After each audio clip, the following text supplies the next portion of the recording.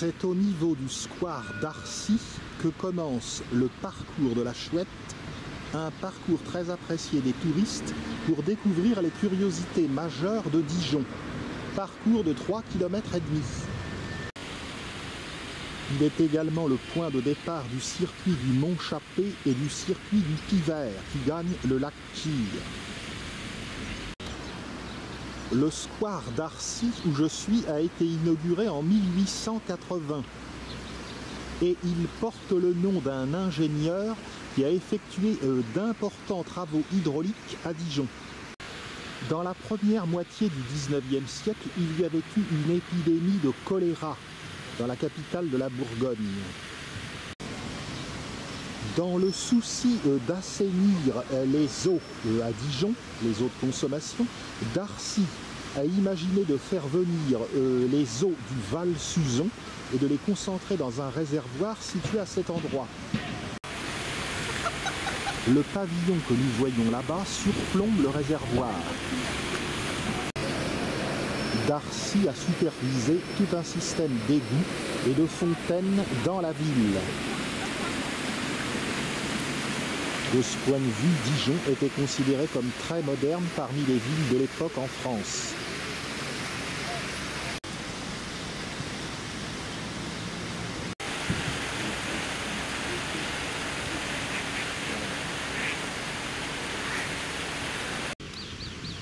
À l'entrée du parc, une réplique de l'ours polaire, œuvre du sculpteur animalier François Pompon. Quittons le square d'Arcy, nous allons nous trouver sur la place du même nom. J'ai déjà montré dans le circuit du Mont-Chappé le grand hôtel de la Cloche. Cet établissement existait déjà au XVe siècle, évidemment pas sous cet aspect. Dans sa dernière version, cet hôtel luxueux a une façade qui date de 1884.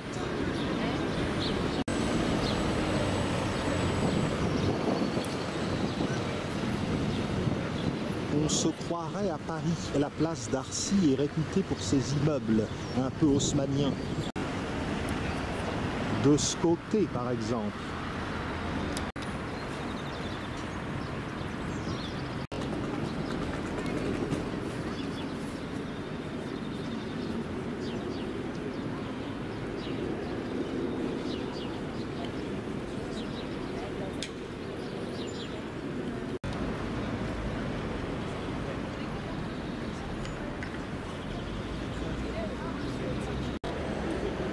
Le Darcy Palace, un cinéma, place d'Arcy.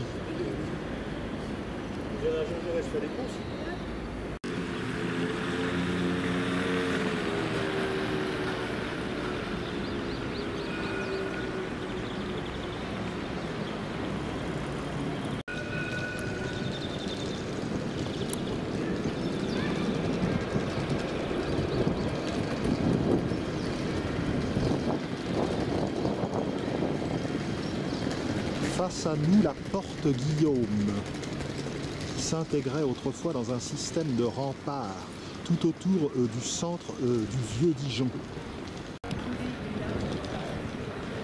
Cet arc de triomphe date du XVIIIe siècle et il porte en fait le nom de Guillaume de Volpiano. Là, dans la lumière du soleil, c'est mieux. Guillaume de Volpiano était un réformateur religieux au XIe siècle. De ce côté, un grand axe piétonnier, la rue de la Liberté.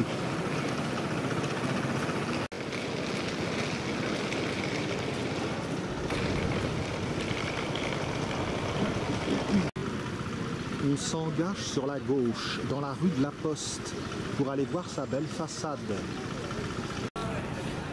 De l'autre côté, dans la ligne de mire, la cathédrale de Dijon, cathédrale Saint-Bénigne.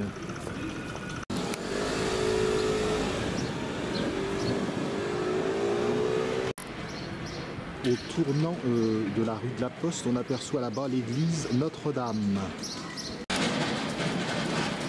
Ces petites bornes au sol jalonnent le parcours du circuit de la Chouette. Et voici la somptueuse poste de la place Grangier. Regardez cette belle façade. La poste se dresse à l'emplacement d'une forteresse qui avait été bâtie par Louis XI, qui se méfiait en fait des Bourguignons. On l'appelait alors le château des gendarmes et il fut détruit à la fin du XIXe siècle pour permettre l'édification de ce beau bâtiment et des quartiers alentours. La place Grangier où nous sommes fait référence à Henri et Sophie Grangier, des bienfaiteurs de la ville de Dijon, à qui ils avaient légué leur fortune. Le bâtiment de la Poste du début du XXe siècle est dû à l'architecte Louis Perrault. Toi, hein? La petite veste là, ramène-moi. On doit aussi à Louis Perrault un très bel immeuble situé juste à côté de la Poste. Aspect général de la place Grangier.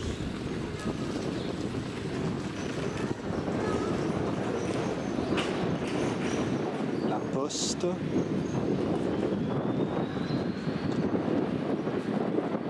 Et l'autre immeuble de Louis Perrault. Très curieux avec ses toits en pagode. Tout cela fleure bon le 1900.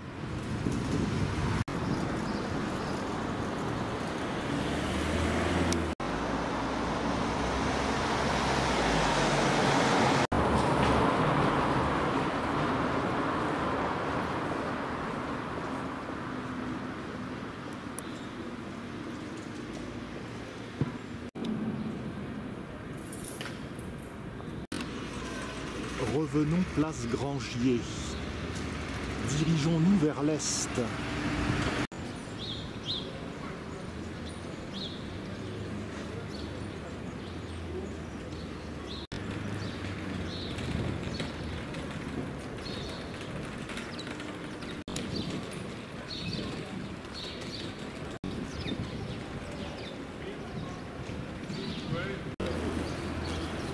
Serait-ce là une annexe du musée des arts premiers cher à Jacques Chirac?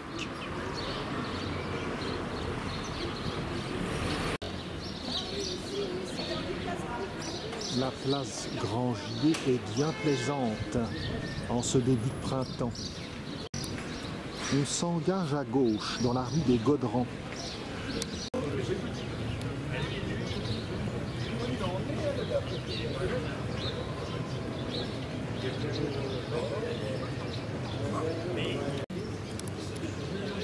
Après ce dernier regard sur la place Grangier, donc empruntons la rue des Godrans. La rue des Godrans remonte vers la place Saint-Bernard, que j'ai déjà filmé dans le circuit du Mont-Chappé.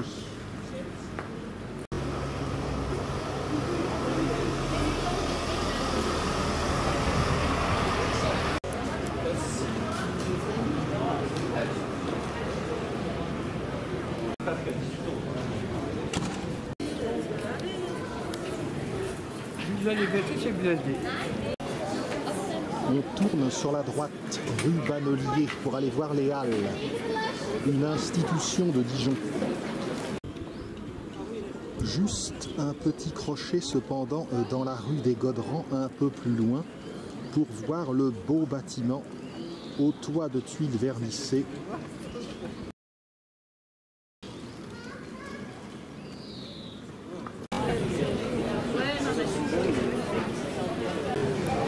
Donc avançons dans la rue Bannelier. Les Halles métalliques de Dijon. Ah bah non, mais c'est édifié en 1873-1875. Marché les mardis, jeudi, vendredi, samedi.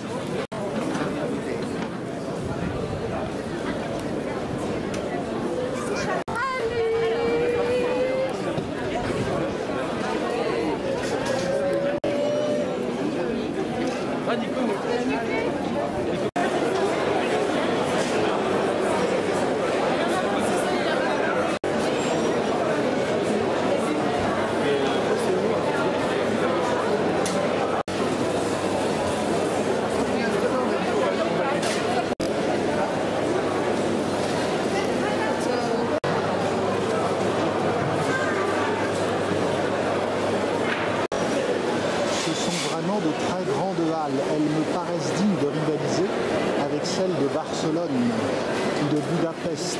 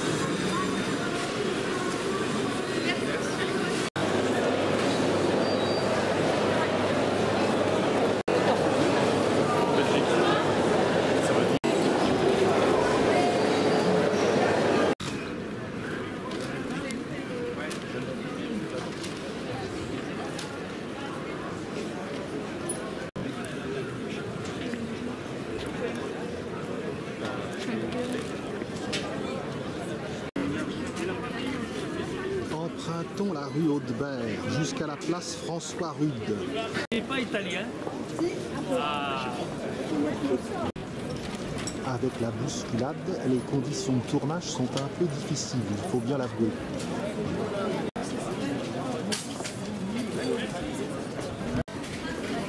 Rue Musette.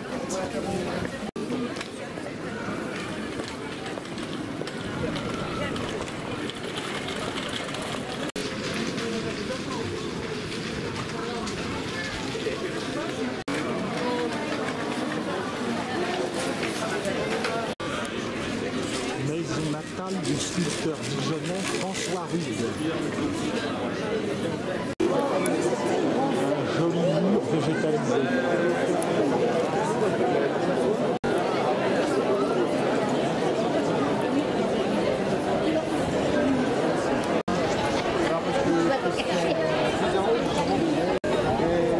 La place François Rude est également appelée place du Barrezet par les Dijonnais. Le Barrezet, c'est ce vendanger dont la sculpture se trouve au sommet de la fontaine, au milieu de la place François Rude.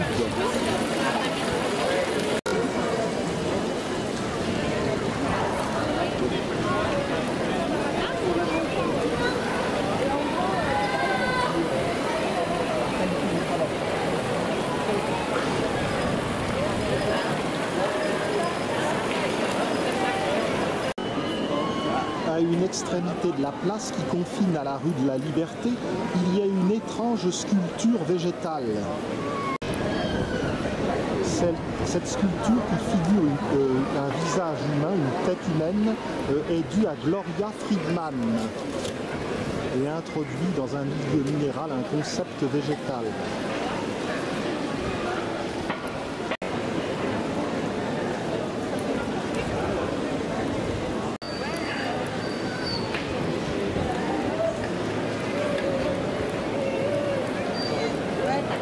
De la place François Rude, engageons-nous dans la rue des Forges.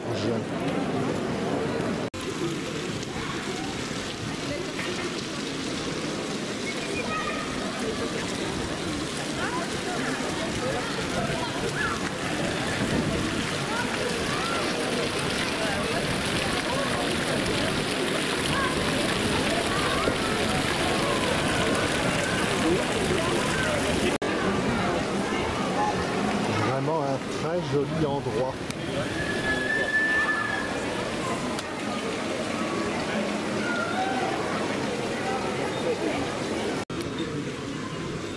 Rue des Forges.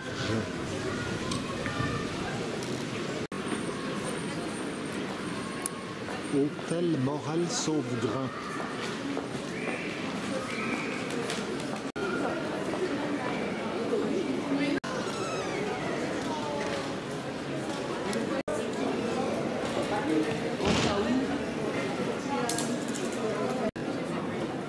Au numéro 40 de la rue des Forges, l'hôtel de Guillaume Aubriot.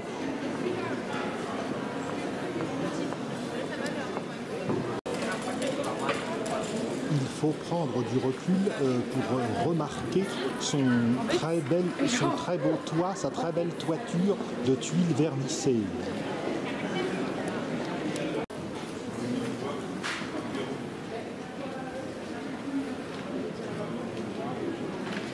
Un arrière-goût des hospices de Beaune. Si l'hôtel a été construit pour Aubriot au XIIIe siècle, en fait, il a été reconstitué, tel que nous le voyons là, par le fameux Louis Perrault, au début du XXe siècle. Louis Perrault, celui de la Poste, du début du film. Et tout cela pour le poète Stéphane Liégeard, qui avait racheté la maison. Pour en revenir au premier propriétaire, le fameux Guillaume Aubriot, c'est celui qui avait fait construire la Bastille à Paris. C'est dans les caves de cette maison qu'étaient conservés les dépôts monétaires. Juste à côté, il y a encore une très belle maison avec une façade Renaissance. La maison Maillard, dite également 1100. Maillard parce que c'était celle d'un maire de Dijon, Jean Maillard, en 1560. Remarquez les personnages de part et d'autre des lucarnes. La décoration est due à Hugues Sambin, qui était à la fois architecte mais également dessinateur et également menuisier, un homme touche à tout.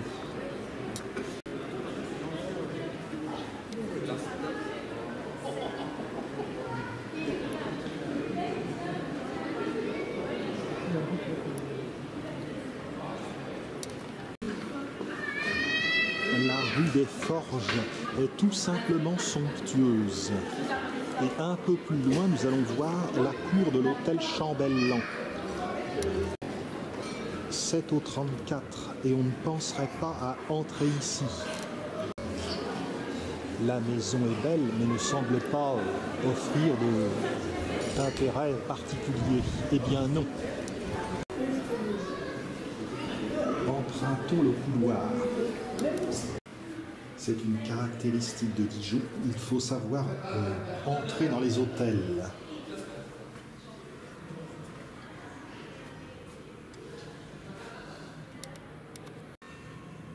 Ici était le logis de Henri Chambellan, maire de Dijon en 1490.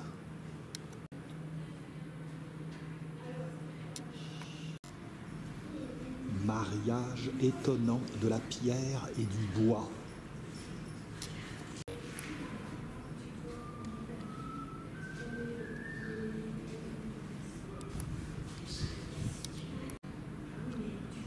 Il est vivement recommandé de monter l'escalier et je ne vais pas m'en priver et vous en priver.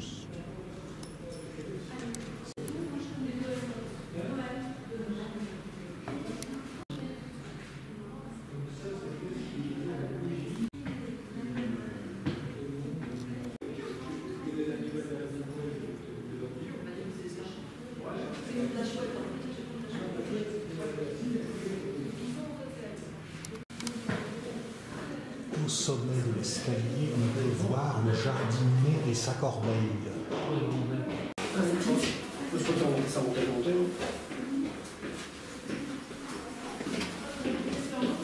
Un véritable chef-d'œuvre gothique. On se croirait dans une traboule à Lyon. À ce niveau de la rue des Forges, nous avons atteint le flanc nord du palais des Ducs et des États de Bourgogne. Nous en parlerons plus longuement tout à l'heure. Il abrite l'hôtel de ville de Dijon, le syndicat d'initiative et également le musée des Beaux-Arts.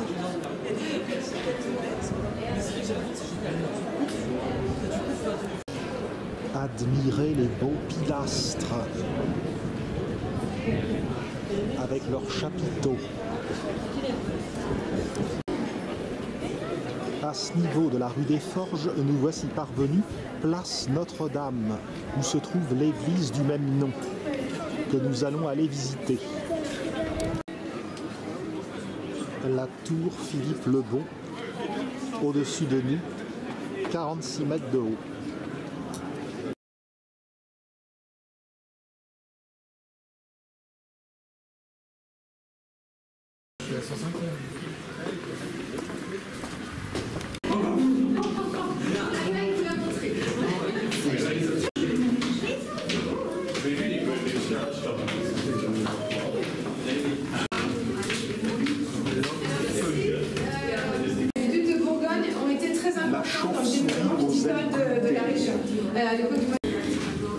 Nous sommes bien en Bourgogne.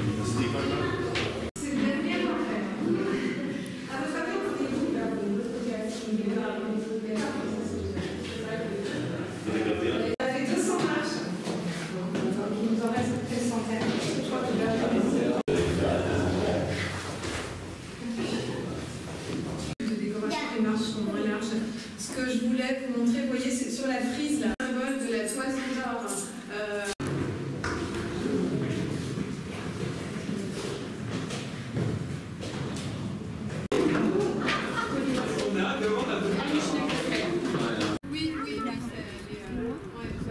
Au sommet de la tour Philippe le Bon. Là-haut, en fait, c'était une tour de guerre, c'était pour surveiller la ville, en fait. Pour surveiller que tout se passait bien. L'église Saint-Michel.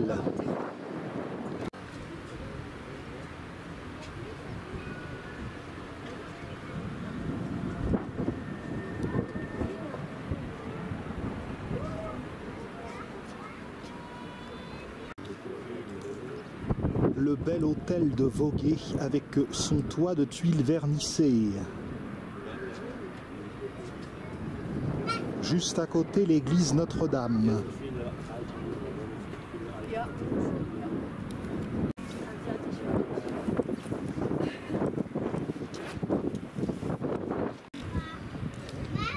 Les Halles, le cœur gastronomique de Dijon. Le palais des ducs et des états de Bourgogne abrite l'hôtel de ville et le musée des beaux-arts. Hôtel de ville à l'ouest, musée des beaux-arts à l'est. La très belle cathédrale Saint-Bénigne. Et l'église Saint-Philibert. Dans le lointain, la commune de Talent avec son église de beaux vitraux. Et juste à côté, un superbe panorama sur l'agglomération dijonnaise. L'église de Fontaine-les-Dijon, dans cette commune, est originaire Saint-Bernard.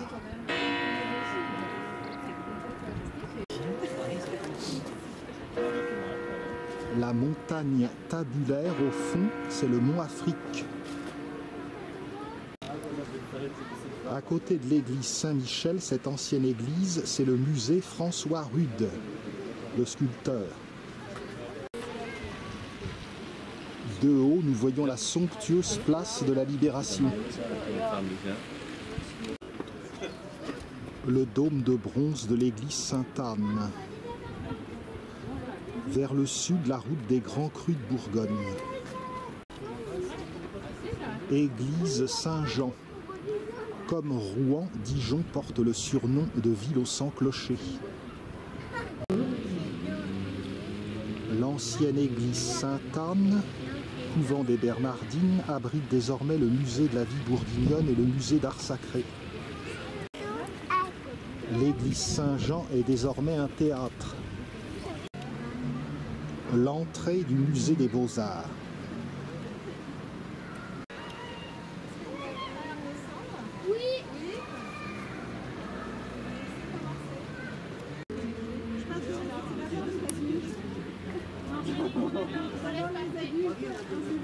Je dis pas, mais par expérience, c'est tentant des fois. Donc on est monté à 16.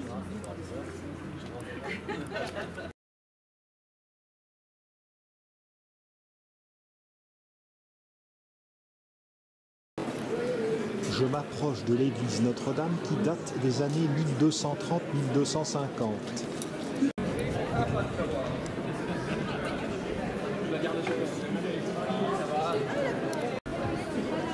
L'un impressionnante façade.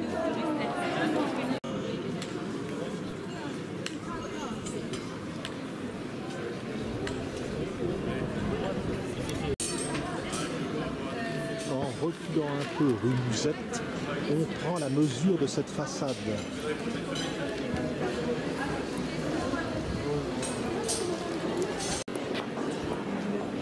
Viollet-le-Duc, sous le Second Empire, a dit que c'était un chef-d'œuvre de raison.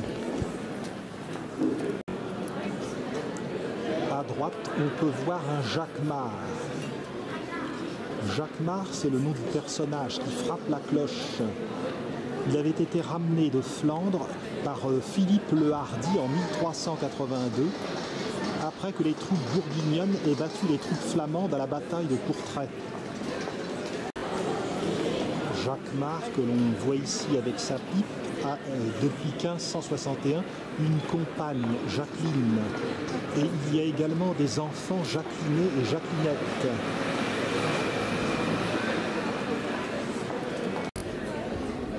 Le porche et sa triple baie est surmonté par une double galerie d'arcatures et une triple rangée de gargouilles.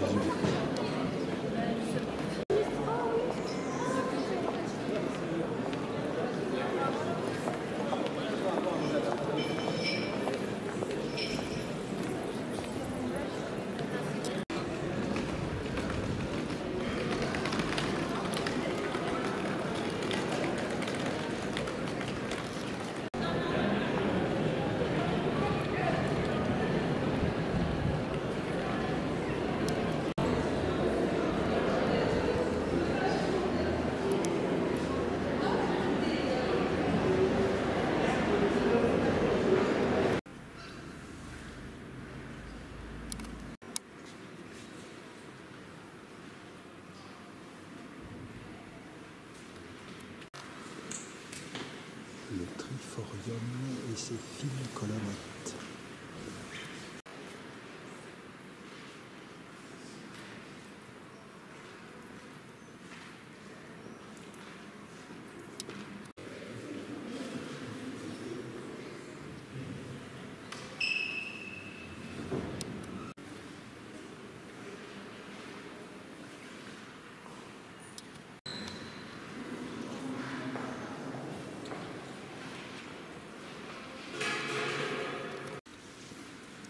La tour-lanterne, comme en Normandie, elle culmine à 34,20 m.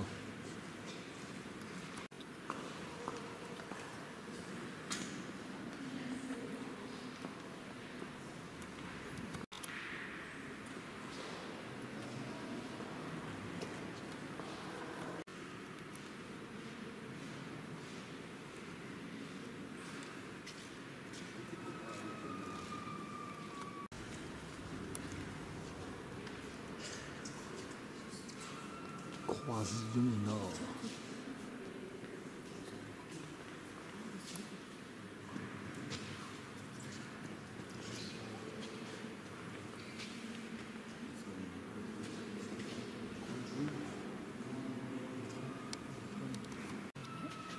Sous la rose des vitraux du XIIIe siècle.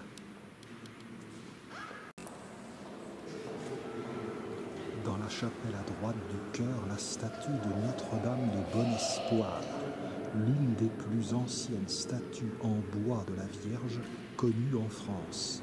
Elle date du XIe siècle. Croisillon Sud.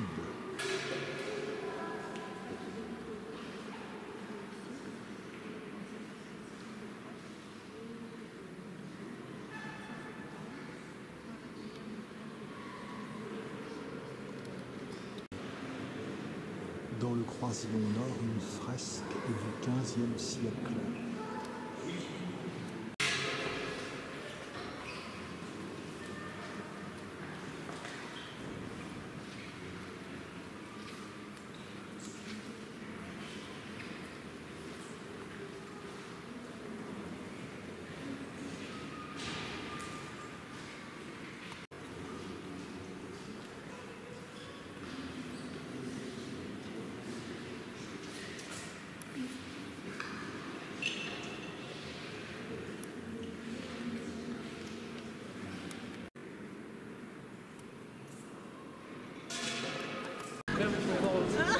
Vraiment étonnant.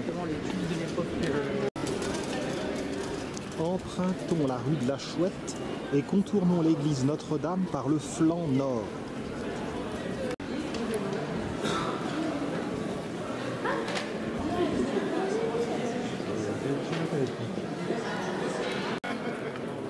À cet endroit a lieu un étrange cérémonial. L'on touche une chouette sculptée et où l'on forme un vœu.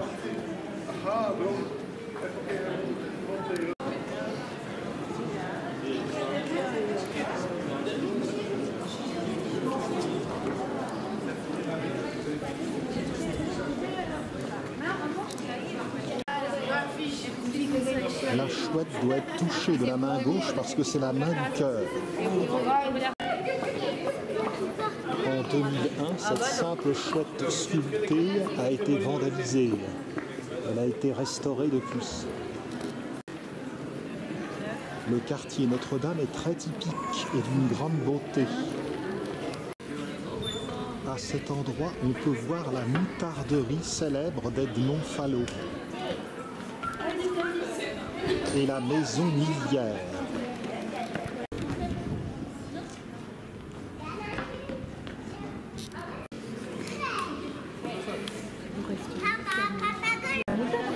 La maison du marchand Guillaume Millière a été édifiée en 1483.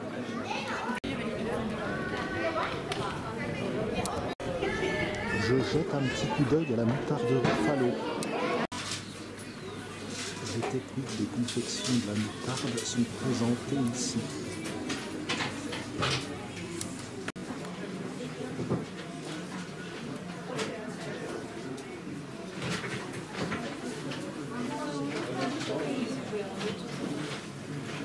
Retenez bien car il y aura interrogation écrite.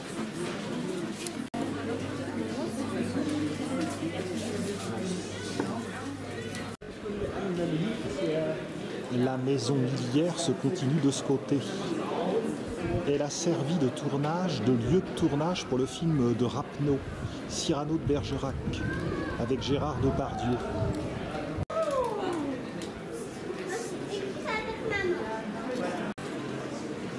Il faut bien lever les yeux au ciel pour apercevoir le chat de la maison, qui a été rajouté bien postérieurement. Non loin se trouve l'hôtel de Vaugué qui possède également une toiture en tuiles vernissées. En voici la somptueuse porte d'entrée.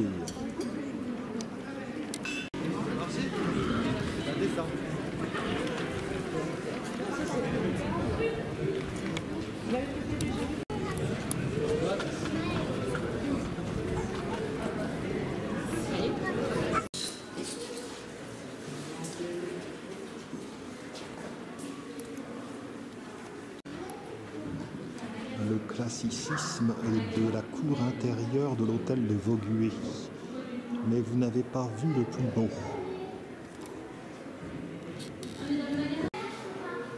Le plus beau est derrière la porte d'entrée et il surprend.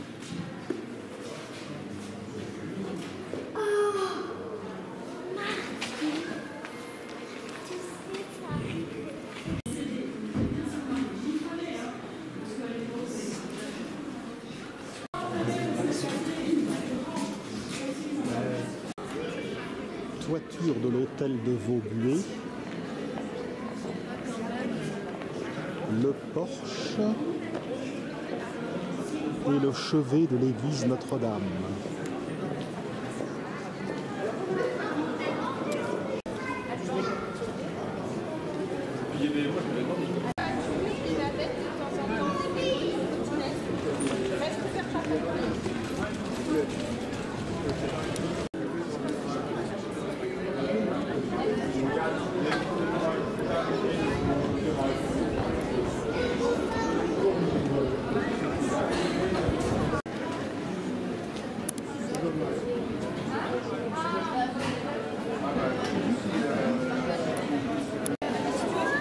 Me voici parvenu rue Verrille. C'est sur la gauche dans cette rue que je m'engage.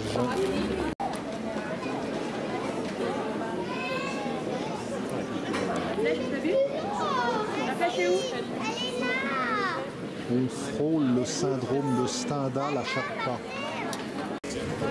La rue Verville est bordée de maisons du XVe siècle à pans de bois et à encorbellement.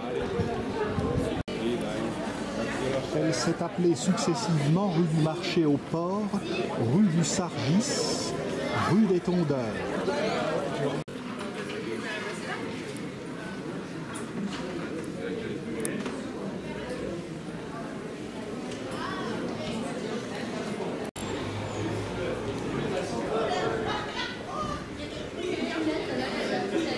À Dijon, il y a beaucoup de petits détails charmants.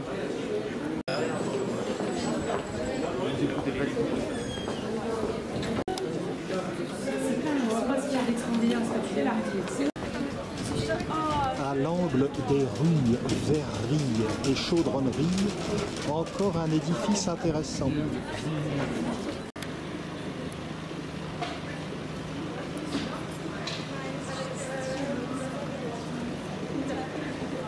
J'ai fait un chemin bas, genre très bas. Cet immeuble est l'hôtel Bénigne-Malion.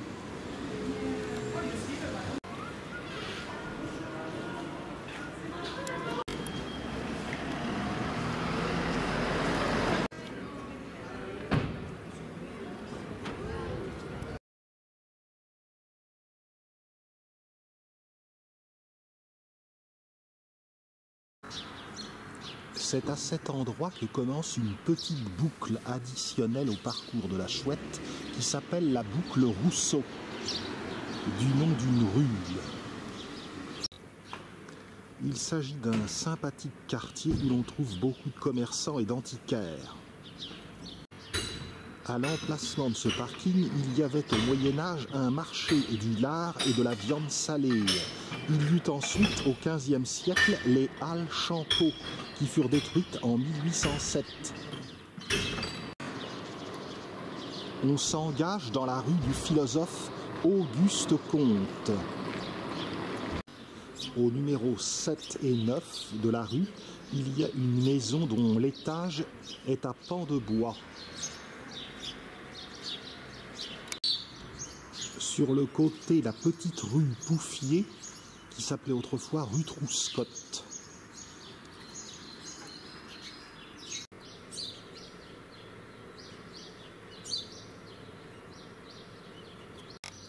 La maison date du début du XVIe siècle. Il faut vraiment observer très attentivement pour apercevoir sur une poutre une frise végétale.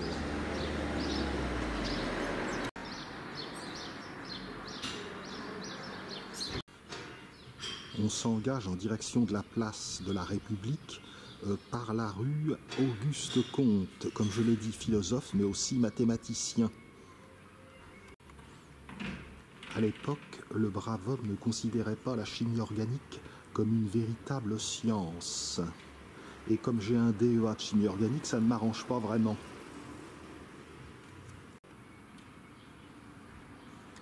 Nous allons arriver à proximité de la tour Saint-Nicolas. Auparavant, nous sommes sur une petite placette où nous allons pouvoir voir un buste de Giuseppe Garibaldi. Voici le buste du grand homme. Il est né à Nice et il est l'artisan de l'unité italienne. Cependant, il aimait beaucoup la France et en 1870-1871, il a contribué à défendre Dijon. Et c'est pour ça qu'il est ici. Il a même été élu député de la Côte d'Or et même d'autres endroits, mais il a refusé.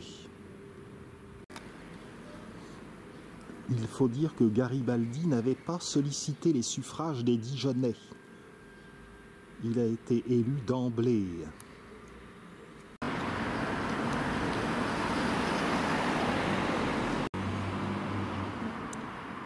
On aperçoit là-bas les arbres de la place de la République, une des grandes places de Dijon. Voici la rue Auguste Comte, d'où je viens, et nous rattrapons la rue Jean-Jacques Rousseau, qui donne son nom à la boucle. Les Dijonnais l'appellent la rue Jean-Jacques.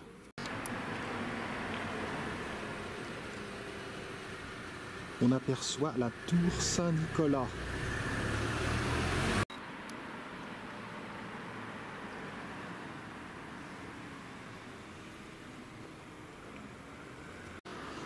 Par une trouée percée dans la rue Jean-Jacques Rousseau, on aperçoit mieux la tour-clocher de l'ancienne église Saint-Nicolas.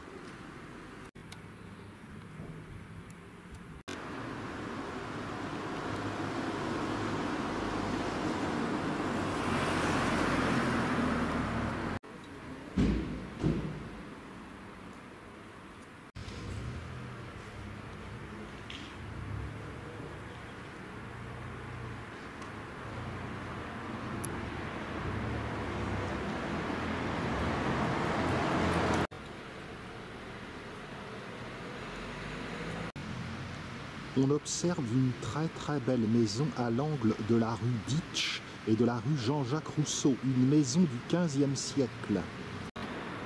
La maison repose sur un soubassement de pierre et au-dessus, à l'étage, en encorbellement, nous avons des pans de bois. La place de la République ne fait pas à proprement parler partie du parcours, mais jetons-y quand même un petit coup d'œil.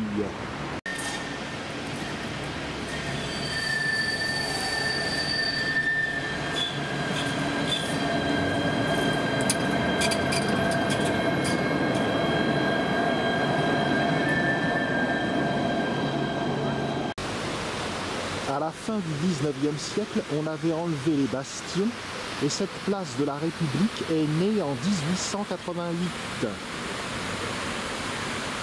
un an avant la Tour Eiffel. La place a été entièrement rénovée.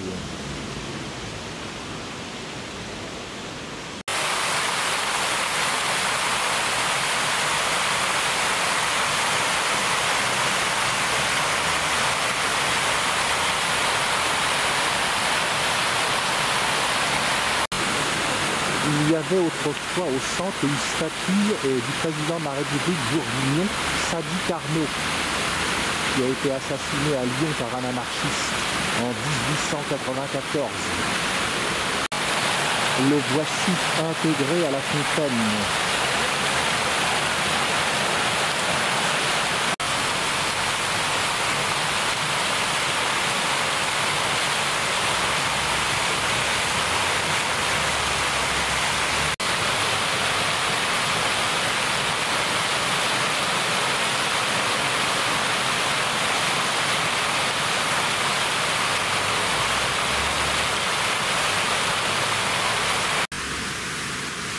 Rejoignons la rue Ditch, bien d'autres curiosités nous attendent. Engageons-nous sur la gauche. Ces cheminées sont formidables. On s'engage dans la rue Vannerie. Elle ne paraît pas très engageante et pourtant elle comporte des curiosités. Naturellement, elle n'indique pas que l'hôtel de Sceaux est fermé. Gaspard de Sceaux, seigneur de Tavannes et maréchal de France, est né ici en 1509. Il est mort en 1573.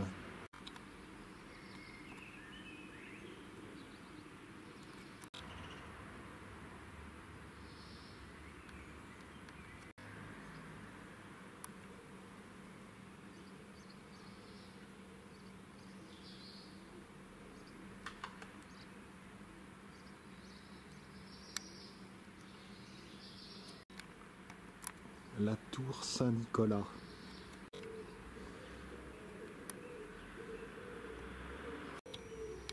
Encore une maison qui doit être fort ancienne.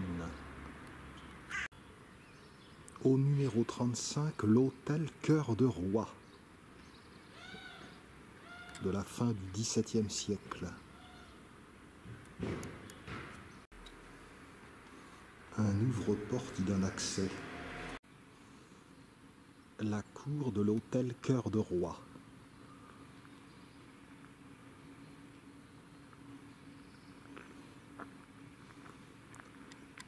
Et l'hôtel lui-même.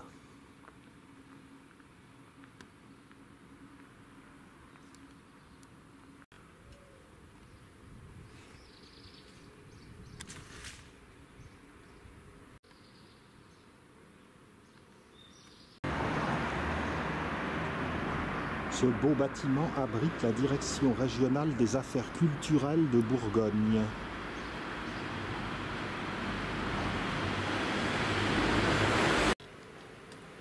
Cette autre porte juste à côté. Une porte qui, hélas, restera fermée aujourd'hui.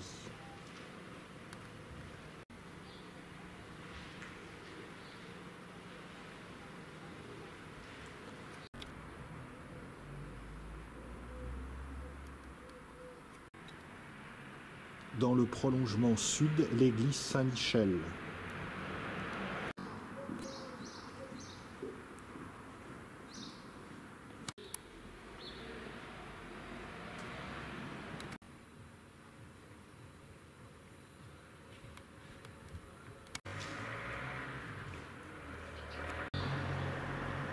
Au numéro 66 se présente une curiosité très ancienne.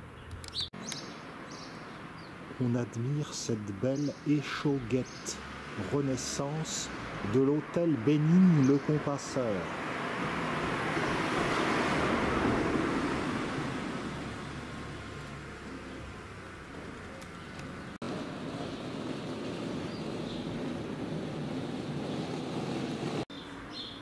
De l'autre côté de la rue, il y a une maison à pans de bois.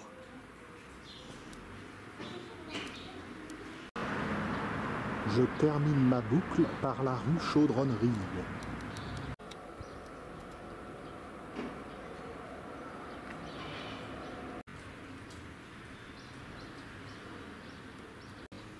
La rue Proudhon nous permet d'avoir une vue magnifique, la plus belle de toutes, sur le clocher Saint-Nicolas.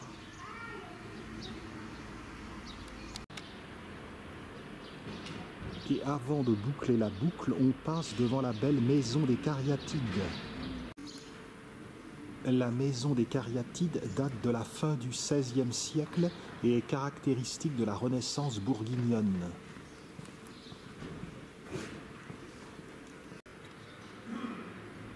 Ce chaudron, rue Chaudronnerie, indique que nous sommes dans un quartier spécialisé.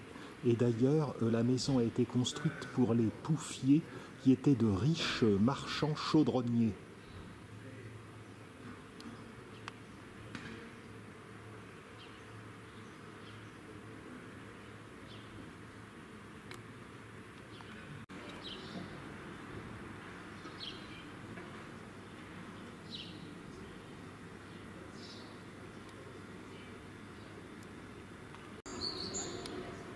La famille Pouffier devait vraiment être très riche pour pouvoir se payer un aussi bel ensemble architectural. Nous sommes revenus au point de départ de la boucle Rousseau. Boucle additionnelle du parcours de la Chouette.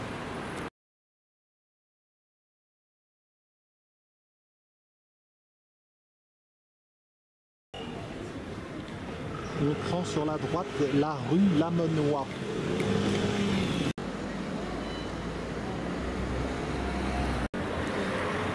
Un peu plus loin, sur la gauche, se trouvent les archives départementales.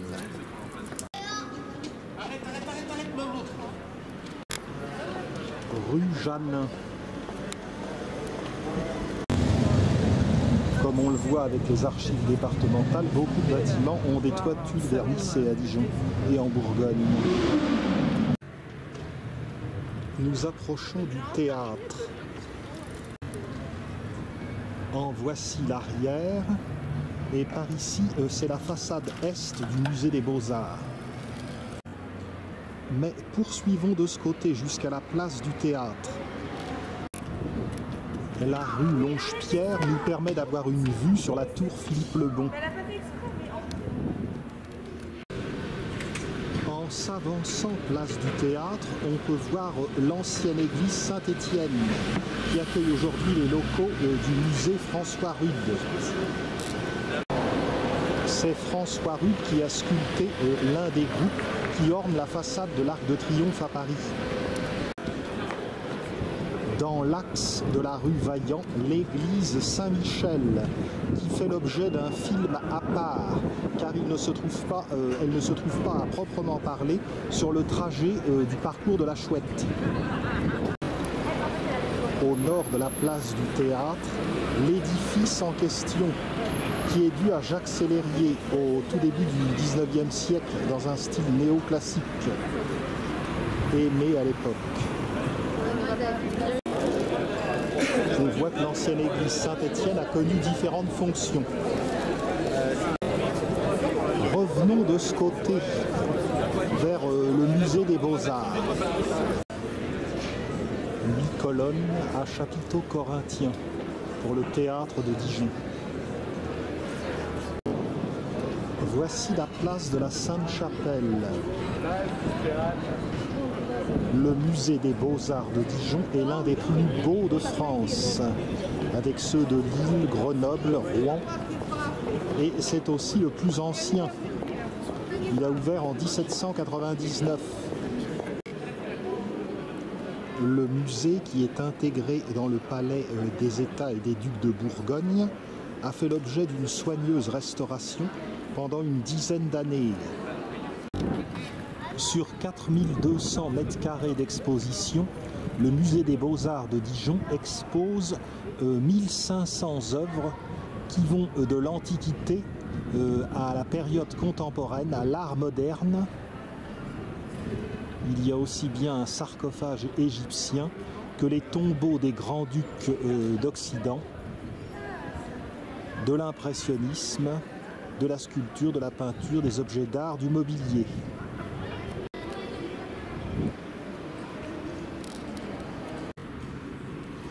Par la rue Longe-Pierre, gagnons la place des Ducs de Bourgogne. Le théâtre et la rue Longe-Pierre.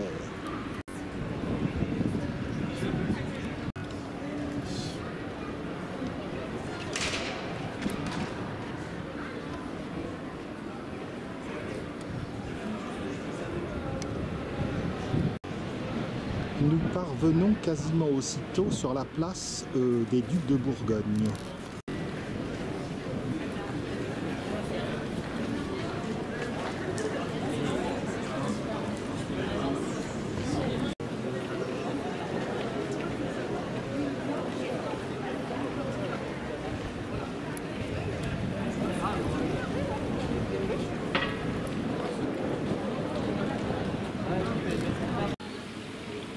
Il y a eu deux groupes dynastiques qui ont régné sur la Bourgogne.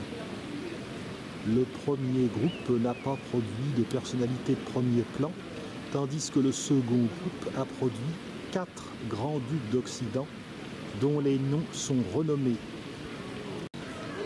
Le premier roi capétien, Hugues Capet, avait donné le duché de Bourgogne en apanage à l'un de ses fils. C'est donc une première dynastie qui s'est installée aux commandes du duché de Bourgogne. Ils se sont succédés de la fin du Xe siècle à la mi-temps du XIVe siècle, où le dernier duc, Philippe de Rouvre, est décédé de la peste sans avoir d'héritier mâle. À ce moment, le duché de Bourgogne est retourné dans le giron du royaume de France, le roi étant à ce moment-là Jean II le Bon, qui était impliqué dans la guerre de 100 ans. Jean II le Bon, un capétien de la branche des Valois, dont on se souvient qu'il a été battu par les Anglais à la bataille de Poitiers. C'était en 1356. Et le roi Jean II le Bon dut partir prisonnier à Londres, d'où il ne fut libéré que contre une rançon.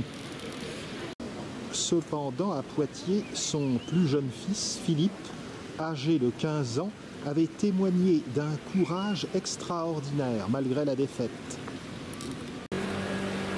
Aussi, quand Philippe le Rouvre est décédé en 1361, c'est-à-dire 5 ans après la bataille de Poitiers, le roi Jean II le Bon a décidé de donner le duché de Bourgogne à son fils Philippe, 2 ans plus tard, en 1363.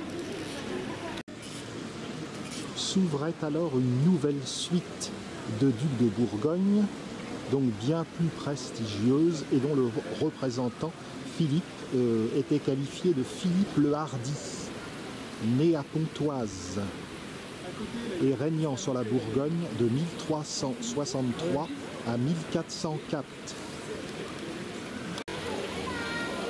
Il avait épousé Marguerite de Flandre, qui lui apporta en dot l'Artois, le Luxembourg et la Franche-Comté. Il faut savoir que la fameuse Marguerite de Flandre était la veuve de Philippe de Rouvre, le dernier duc de Bourgogne de l'ancienne dynastie. Elle lui apporta également le Nivernais et bien entendu la Flandre. Philippe le Hardi aimait le jeu, le luxe et les femmes. À sa mort, il n'y avait pas de quoi payer les funérailles et l'on dut donc vendre l'argenterie. Il avait dépensé son argent à faire une fabuleuse nécropole, la Chartreuse de Champmol. En 1404, son fils, Jean sans peur, devint donc duc de Bourgogne. Il avait gagné son surnom au fait qu'il avait mené bataille contre les Turcs, alliés avec un Bavarois. C'était encore une défaite, mais il avait montré son courage. Jean sans peur était plutôt du genre ambitieux. Il voulait devenir roi de France, mais il était contré en cela par Louis d'Orléans, comte d'Armagnac. En 1407, il n'hésita pas à le faire assassiner par ses sbires. S'ensuivit alors une guerre civile entre les Bourguignons et les Armagnacs qui voulaient venger la mort de Louis d'Orléans. Jean sans peur, qui était né dans ce palais, n'hésita pas à s'allier aux Anglais, une trahison en pleine guerre de 100 ans, mais il fut tué d'un coup de hache lors d'une rencontre avec le dauphin, futur Charles VII, sur le pont de Montreux, par Tanguy du Châtel, un proche du dauphin. Je vous invite à lire avec le sourire la tétralogie romanesque de Michel Zévaco, l'Hôtel Saint-Paul, Jean sans peur, la Reine Isabeau, le pont de Montreux, qui parle de ces événements historiques. Mais justement, ça ne doit pas être sur un ton très historique. Quand Jean sans peur fut assassiné, la guerre entre les Armagnacs et les Bourguignons reprit de plus belle. Le fils de Jean sans peur, Philippe le Bon, désirant venger son père. Philippe le Bon livra Jeanne d'Arc aux Anglais alors qu'il l'avait faite prisonnière à Compiègne. C'était un prince qui aimait la culture, l'art, les livres. Il finit par signer la paix avec Charles VII au traité d'Arras. Il se maria avec Isabelle de Portugal, ce qui agrandit encore ses domaines et fonda l'ordre de la Toison d'Or. Il mourut en 1467, cédant la place à son fils, le plus connu peut-être de tous les ducs de Bourgogne, Charles le Téméraire, célèbre pour ses démêlés avec le roi de France Louis XI. Charles le Téméraire était très ambitieux. Il était très luxueux, avait une cour brillante, mais il était impulsif. Les Européens eux-mêmes commençaient à se méfier de cette Bourgogne qui commençait à devenir plus forte que le royaume de France lui-même.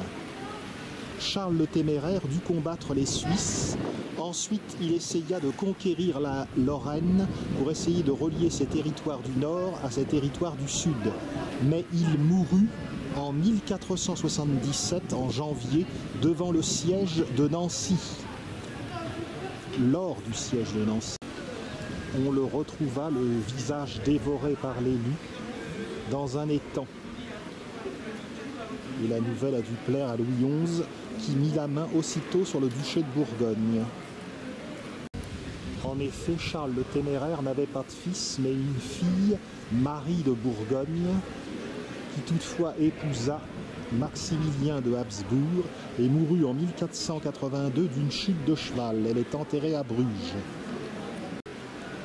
Le problème, c'est qu'elle avait eu le temps de donner la vie à un fils, Philippe le Beau, qui plus tard engendra l'empereur Charles Quint. La France se trouvait encerclée par les Habsbourg. Pendant mon long laïus, vous n'avez pas manqué de voir la tour Philippe le Bon, le troisième des grands-ducs d'Occident. Je suis monté à l'intérieur ce matin et j'ai pu voir un beau panorama sur Dijon. À l'angle, là-bas, on peut pénétrer dans la cour de bar, juste avant l'entrée de la brasserie des Beaux-Arts.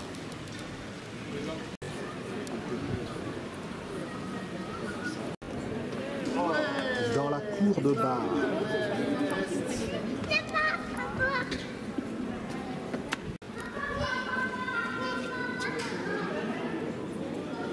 l'entrée du musée des Beaux-Arts. C'est ici la partie la plus ancienne du palais. Le palais des ducs et des États de Bourgogne, comme on le voit, a été largement remanié dans les siècles qui suivent le Moyen-Âge, puisqu'une grande partie est de type classique du XVIIIe siècle. La cour de bar correspond à la partie la plus ancienne, celle qui a été aménagée par Philippe le Hardi. Sous la galerie de Bellegarde se trouvent donc les terrasses de la brasserie des Beaux-Arts. Par ici, l'entrée du musée avec la boutique. Ici, c'est la tour de bar. C'est à cet endroit qu'en 1431, Philippe le Hardi fit prisonnier, retint en prison, René d'Anjou, duc de Lorraine et duc de Bar. C'était le futur roi René. Les styles architecturaux se télescopent ici, car en effet, s'il y a des parties médiévales, il y a également des parties Renaissance, ou classiques, comme tout à l'heure. Le palais des ducs et des États de Bourgogne est donc un édifice assez composite.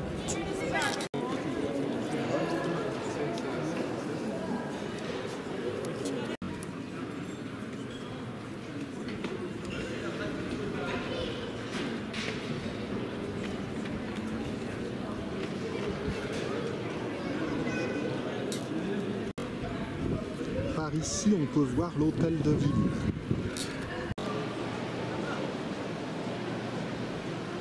Nous sommes loin d'un édifice médiéval.